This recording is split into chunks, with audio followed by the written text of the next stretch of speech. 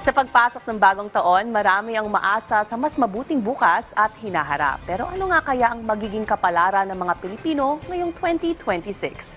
Alamin natin yan kung sinong siswertehin ngayong bagong taon sa report ni Gab Villagas.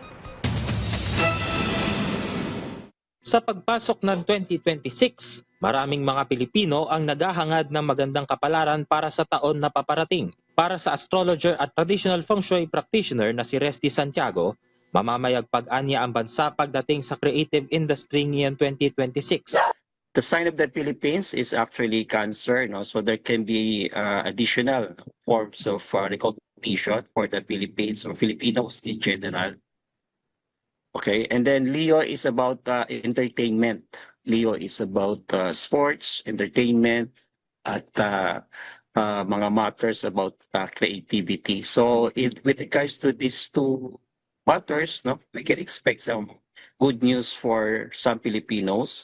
Ngayon, how do we use that information? If you are into business, such as the creative activities, no, you should be offering your products and services to the bigger world. No? So, kumaga, it's time to capture yung international market. Makakaranas naman ng pagsubok ngayon 2026 at 2027 ang mga nagtitinda ng luxury items.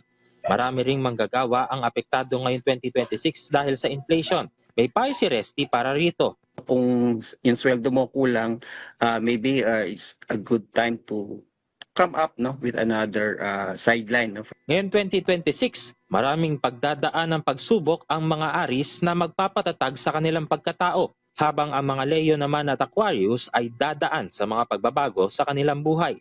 Ang mga Virgo naman at Pisces, kailangan ring mag-ingat sa kanilang kalusugan at mag-focus sa mga mahalagang bagay. Kung naghahanap ka ng swerte ngayon 2026, ayon kay Resty, pinakamaswerte ang southeast sector ng bahay para makapagbukas ng negosyo o makahanap ng bagong oportunidad. There will be opportunities if you use that area in the house. New doors will be open to you. There can be opportunities for growth. You'll be meeting with people who will help you. So make the most out of the southeast sector of the house. Kung nais mo naman na mapaganda ang iyong cash flow, ang east sector naman ng bahay ang pinakamagandang pwestuhan, ngunit kakailanganin na lalo pang magtrabaho. Ang northeast sector naman ng bahay ay magandang pwesto para mag-upgrade pagdating sa skills pati rin sa buhay. Para sa mga manager at mga may pwesto sa opisina, mainam ang north sector ng bahay para makapagdesisyon at maayos ang mga bagay. Ang northwest sector naman ng bahay ay mainam na pwesto para makapag-isip pagdating sa pagbili ng mga bagong ari-arian tulad ng lupa o office spaces. Hanggat maaari, iwasan ang south sector ng bahay para makaiwas sa hindi inaasahang pagsubok. Para mabawasan ang pagkalugi sa negosyo ay iwasan rin na pumwesto sa southwest portion ng bahay, at kung nais naman na makaiwas sa legal or labor issues, pati rin sa problema sa pag-ibig at pamilya ay mangyaring iwasan ang pagpwesto sa west sector ng bahay. Dapat gumamit rin ng kompas para malaman ano nga bang pwesto ng bahay ang dapat iwasan. So kailangan mo lang ng isang compass, no? Preferably yung physical compass, pero kung hindi, you can use the phone, your phone. So basically may built-in, for example sa app, iPhone may built-in compass yan. Yung iba, you can download a compass. No? Although pagka mobile phone, you have to check it every now and then para maging sigurado ka kasi mayroong electromagnetic interference. But the best is to have a compass na physical. At kung ang 2025 para sa iyo ay naging lapitin ka ng mga pagsubok at disgrasya, narito naman ang payo ni Resty para sa taong 2026. The best way to do that is to have some kind of reflection every now and then. No?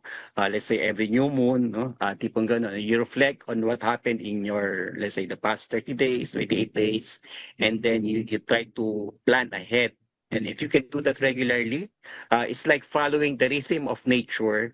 So somehow yung buhay mo mas aligned. No? Pagka mas aligned ka sa cycle of nature at kilala mo yung sarili mo, you always reflect. No? You know what is good for you, you know what is bad.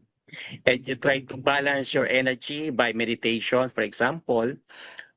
Hindi mo ma-attract yung mga disaster sa buhay. Ngayon 2026, hindi lamang dapat natin iasa sa mga bituin ng ating mga kapalaran. Nagsisilbi lamang gabay ang mga prediksyon mula sa Feng Shui at nakasalalay pa rin sa atin ang magiging takbo ng ating buhay. Gab Villegas para sa Pambansang TV sa Bagong Pilipinas.